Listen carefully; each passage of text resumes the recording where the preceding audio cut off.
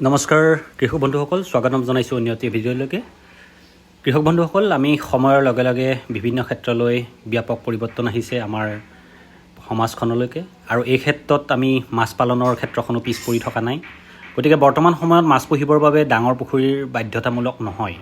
Broiler, গাহৰি পুহিবলৈ যিদৰে বহু ঠাইৰ প্ৰয়োজন নহয়, ঠিক তেনেদৰে মাছ পুহিবলৈও পুখুৰীৰ প্ৰয়োজন নহয়। এতিয়া আপুনি পুখুৰী নোহোৱাকৈ মাছ পুহিব পাৰে। আপুনি ঘৰৰ ভিতৰতো মাছ পালন কৰি স্বাৱলম্বন হ'ব পাৰে। কেৱল ঘৰৰ ভিতৰতে নহয়, ঘৰৰ ছাদত বিভিন্ন ধৰণৰ টেংকি সদৃশ স্থাপন কৰি আপুনি বাৰীৰ কোনোবা এডোখৰ ঠাইত পানীৰ টেংকি স্থাপন কৰি মাছ পুহিব পাৰে। আৰু এই পদ্ধতিটোকে বৰ্তমানৰ জনপ্ৰিয় পদ্ধতি বায়'ফ্লক পদ্ধতি বুলি কোৱা হয়। আহকচোন এই পদ্ধতিৰ বিষয়ে কিছু কথাৰ আভাস লওঁ আমাৰ বিহুগুৰি নিবাসী হিমেন দাস ডাঙৰীয়াৰ পৰা। আহক তেখেতে কি কয় অলপ শুনি লওঁ। দাদা নমস্কাৰ। নমস্কাৰ। হয়, আপোনাৰ ঘৰ ক'ত বুলি ক'লে? মোৰ বিহুগুৰি বৰদুবীয়া। যিটো আপোনালোকে এই বায়'ফ্লক বনাইছে, এতিয়া আপোনালোকে মুঠ 6টা আপোনালোকে হেৰি বনাইছে নহয় জানো? আপুনি 6টা বনাইছে। তলত বনালে 2টা, ওপৰত 2টা। এইটো আগতে ঘৰ আছিলে নহয় জানো? এইটো ঘৰ আছিলে। ঘৰটো কি কৰিলে আপুনি? ঘৰটো এতিয়া মানে মই ইয়াতে মাছৰ ব্যৱসায়ৰ কাৰণে এইটো মানে ইয়াতে ওপৰতে এইখিনি মানে বনালোঁ। আৰু ইফালে মানে অলপ যোৱা নাইকিয়া জেগাটো দ, আৰু বানপানী হ'লে ইফালে মানে পানীটো বহুত বেছি হৈ যায়।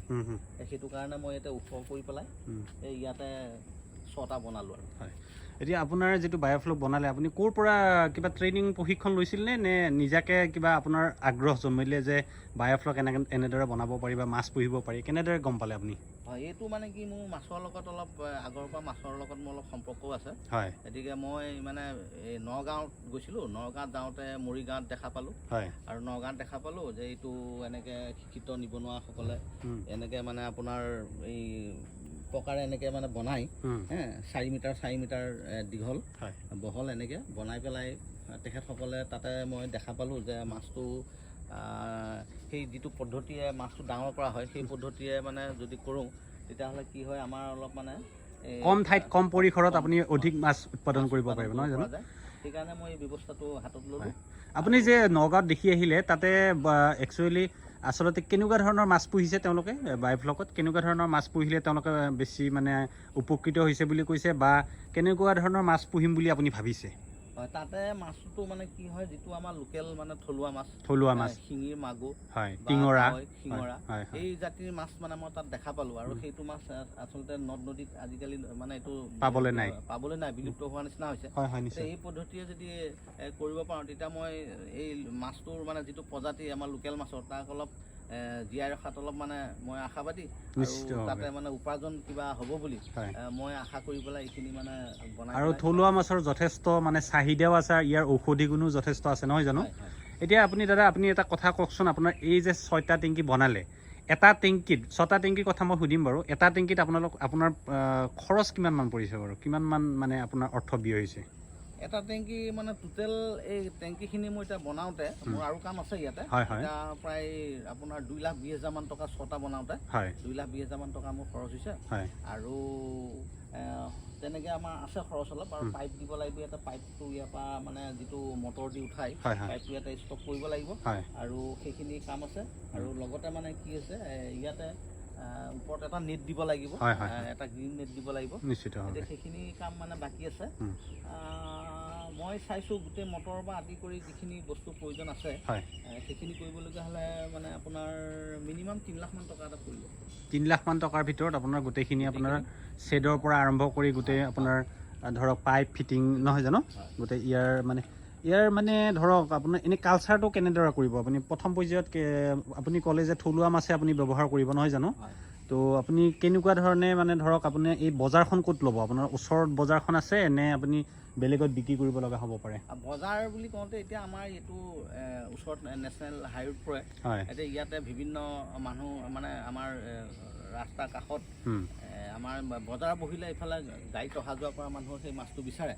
বিভিন্ন জেগাৰ পৰা মানুহ অহা যোৱা কৰি পেলাই মাছটো ৰাস্তাৰ কাষত কিনে। আৰু আমাৰ 1 কিলোমিটাৰ আগত মানে বজাৰ বহে, তাৰ সিফালে আমাৰ মেডিকেল কলেজ আছে, তাতো মানে বহুত কৰ্মচাৰীয়ে এই মাছটো মানে বিচাৰে বজাৰত। সেইটো কাৰণে মানে মই ভাবিছোঁ মাৰ্কেটৰ অসুবিধা নাই, অতি সহজে মাৰ্কেটটোত আমি এই মাছ বিক্ৰী কৰিব পাৰিম। ইয়াৰ মানে কি হয়, আপোনালোকৰ যিটো আমি সাধাৰণ পুখুৰীত যেনেকৈ প্ৰাকৃতিকভাৱে আমি মাছ উৎপাদন কৰোঁ ইয়াত কৃত্ৰিমভাৱে মাছৰ উৎপাদন কৰিব লাগিব নহয় জানো আৰু ইয়াৰ যিখিনি আপোনালোকৰ খাদ্য বা মাছৰ খাদ্য মাছৰ ঘনত্ব অধিক দিব পাৰিব অধিক ঘনত্বত আপোনালোকে মাছ পুহিব পাৰিব নিশ্চিতভাৱে আৰু সাধাৰণ পুখুৰীত আমি যেনেকৈ আমি 1 বিঘা পানীকালি পুখুৰীত ধৰা হ'ল 1100 বা 1200 মাছ দিওঁ ইয়াতে অধিক ঘনত্বত পালিব লাগিব আৰু এৰেটৰৰ ছিষ্টেম কৰিব লাগিব নহয় জানো অক্সিজেনৰ কিছুমান ছিষ্টেম কৰিব লাগিব চ' আপুনি আৰু ইয়াৰ বাহিৰে কি কাম কৰে বৰ্তমান মই অলপ খেতি বাতি কৰোঁ মোৰ পথাৰৰ মাটি আছে ইয়াৰ ধান খেতি মই কৰিছোঁ আৰু লগতে মই মানে মাছৰ ব্যৱসায়টোৰ প্ৰতি মোৰ অলপ মানে হেৰিটো বেছি আছে সেইটো কাৰণে মই মানে এই মাছৰ ওপৰত যিখিনি মানে আছে মই নিজেও মানে নদ নদী ফালৰ পৰা যিবিলাক বাহিৰৰ মাছ পায় সেইবোৰ মাছো আনি মই বজাৰত বিক্ৰী কৰোঁ গতিকে এইখিনি কৰিছোঁ আৰু ইয়াতো যদি মই অলপ মাছৰ উৎপাদন কৰিব পাৰোঁ গতিকে সেইখিনিৰ ওপৰতো মই অলপ বেছি গুৰুত্ব দি আছোঁ নিশ্চিতভাৱে আপুনি এটা ভাল পদক্ষেপ গ্ৰহণ কৰিছে আমাৰ নিবনুৱা যুৱক যুৱতীসকলে এনেকুৱা ধৰণৰ যদি কম পৰিসৰত মাছ পালন কৰিম বুলি ভাবিছে নহয় জানো তেখেতক 2 বিঘা 3 বিঘা মাটিৰ কোনো প্ৰয়োজন নাই এনেকুৱা ধৰণৰ টেংকিত আৰু কম পৰিসৰৰ ভিতৰত অধিক উৎপাদন কৰিব পাৰিব মাছৰ আৰু অৰ্থনৈতিকভাৱে তেওঁলোকে স্বাৱলম্বী হ'ব পাৰিব নহয় জানো চ' গতিকে আপোনালোকক ধন্যবাদ জনাইছোঁ আৰু অনাগত দিনত আপোনাৰ আপুনি মাছৰ অপাৰেশ্যনটো কেতিয়াৰ পৰা মানে কালচাৰ কেতিয়াৰ পৰা কৰিব কিমান দিনৰ পৰা মই আৰু 15 বা 20 দিনমানৰ পিছৰ পৰা মই এইটো আৰম্ভ কৰিব পাৰিম ইতিমধ্যে মানে মোৰ বাহিৰৰ কামকেইটা আছে ভিতৰৰ কামখিনি সম্পূৰ্ণ হৈছে খালি মই পানীটো মানে ইয়াত ভৰ্তি কৰা এইখিনি কাম আছে মেইন কথা পানীটো মই মানে এইটো ওলোৱা সোমোৱা কৰা যিটো প্ৰয়োজন আছে মাছৰ কাৰণে সেই পানীখিনি দিব পাৰিলেই মই মাছৰ ইতিমধ্যে বিভিন্ন ঠাই কিছুমানৰ লগত মই যোগাযোগ কৰি আছোঁ য'ত মানে এই ব্যৱস্থাটো যিসকল মানুহে মই আগতে কৈছোঁ যে নগাঁও মৰিগাঁৱৰ ফালে আছে তেখেতসকলৰ লগতো মই ফোনেৰে যোগাযোগ কৰোঁ